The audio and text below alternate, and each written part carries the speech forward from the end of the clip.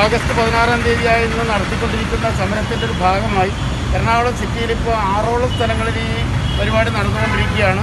കാരണം ഞങ്ങളെ സംബന്ധിച്ച് ജീവിക്കാൻ യാതൊരു മാർഗവുമില്ലാതെ വലിയുന്ന ഒരു കച്ചവട സമൂഹമായി മാറിയിരിക്കുകയാണ്. കാരണം മറ്റെല്ലാ മേഖലകളും തുറന്നു കൊടുത്തപ്പോഴും ഈ കേരള ഹോട്ടൽ ആൻഡ് റെസ്റ്റോറൻറ്റ് അസോസിയേഷനെ സംബന്ധിച്ച് ഹോട്ടൽ മേഖല ഇന്നും ഡൈനിങ് ഇല്ലാത്തൊരു വളരെയേറെ കഷ്ടപ്പെടുന്ന ഒരു വിഭാഗമായി മാറിയിരിക്കുകയാണ്.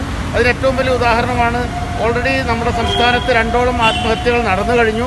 ഒന്ന് വടകരയും ഒന്ന് കോട്ടയത്തുമായി.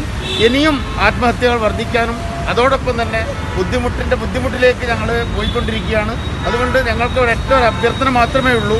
അതായത് ഹോട്ടലുകളിൽ ഡൈനിങ് അനുവദിക്കുക എന്നുള്ളതാണ് ഏറ്റവും പ്രധാനം.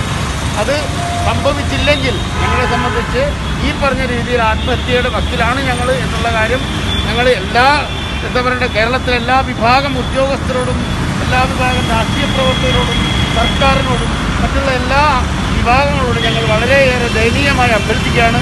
ഞങ്ങളുടെ ഇന്നത്തെ മുദ്രാവാക്യം തന്നെ ഞങ്ങൾ ജീവിക്കാൻ അനുവദിക്കും, അതല്ലെങ്കിൽ ഞങ്ങളെ ആത്മഹത്യയുടെ വക്കിലേക്ക് ഏത് രീതിയിലാണ് ഞങ്ങൾ എത്തപ്പെടുന്നത് എന്നുള്ള കാര്യം വളരെയേറെ ബുദ്ധിമുട്ടായി മാറിക്കൊണ്ടിരിക്കുകയാണ്. ഇതിലൊരിളവ് നമുക്ക് നൽകണം.